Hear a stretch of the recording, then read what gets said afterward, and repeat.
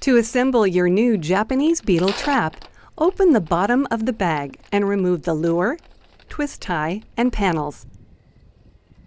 Reseal the opening. Then remove the hanging tab at the top of the trap by twisting it firmly. Unfold and flex the panels. Then open and flex the bag. Install the panels by securing each peg into one of the 4 loops on the trap's entrance.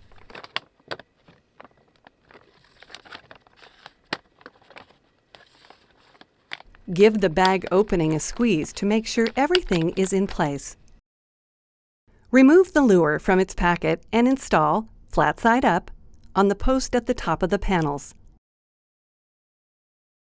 Thread the twist tie through the hole in the post to hang the trap.